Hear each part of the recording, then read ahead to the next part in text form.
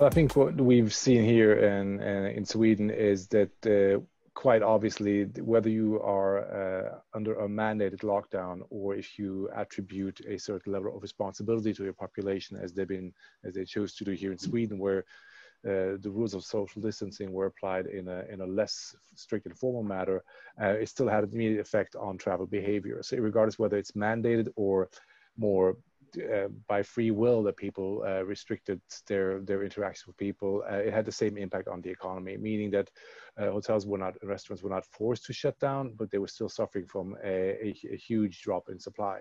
And supply meaning all different business segments. I think that's something we need to be looking at as well when we're discussing further on about the application of solutions and approaches for handling what's going to happen during and after the crisis, is that we need to look at our different business segments. What we saw here in Scandinavia is the first rapid decline became already in February, when everything that was corporate business, corporate individual, and corporate groups started slowing off very, very quickly and came to a complete stop basically already at the end of February, beginning of March.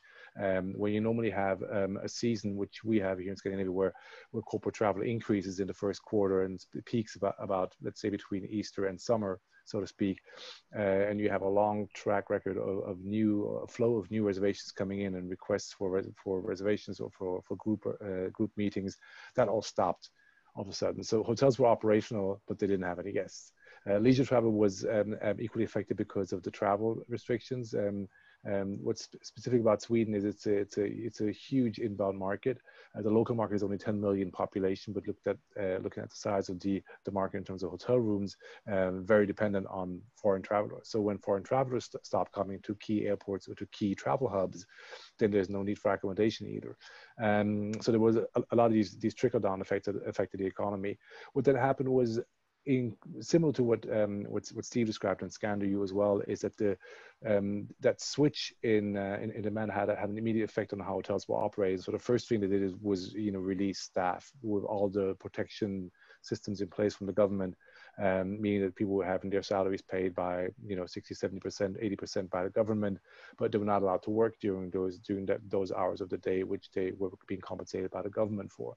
And this is a huge missed opportunity, of course, because there's still work to do, and many hotels that we've been speaking to in the last couple of months have been using the time, the slower season, so to speak, the mandated slower season because of a deflated demand, to actually spend the time on rejigging their systems, clearing out their PMS systems, putting their CMS systems in order, and using the data in a more efficient manner.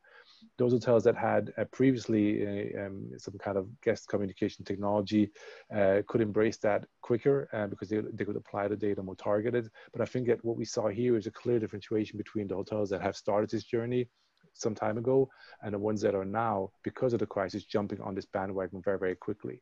As I mentioned previously, some of the work we do is we assist hotels in finding the right technology partners for digital transformation. And the amount of requests that we received on, which systems should we buy and how do they interface and integrate with our existing systems has been tremendous, because many people have been using this more slower period in order to upgrade their technology stacks because of the low demand. The handling of the reservations and the guest relation during this period is pretty much, I would say, the same. The ones that have technology platforms are using those guest dialogue systems, upselling systems, contactless checking systems.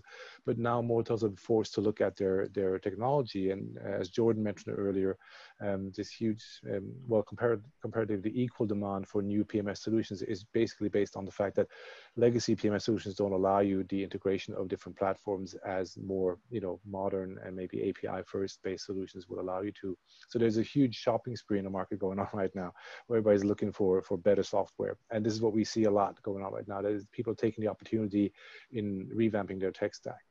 And when it comes to digital journey, I just want to also mention that many hotels here in Scandinavia have previously adopted much of the marketing side of the digital journey, but not so much the commercial side of it. And what we see right now is they're letting go of the marketing bit, meaning your social media marketing and so forth, stuff that they couldn't attribute to a direct income, and they're now looking at platforms that can give them numbers on the bottom line immediately. And that goes hand in hand with the fact that hotels hotels now have less money. They have less money to spend on staff. They have less money to spend on cost of sales, which is going to put an incremental pressure on technology suppliers and vendors, which are all going through audits right now and being weeded out because of the cost factor they have on a single reservation. So that's a huge effect. And I think you're going to see this when the markets reopen across Europe, is that hotel operators are really going to look at nickel and dimes right now to make every reservation as more cost efficient as possible.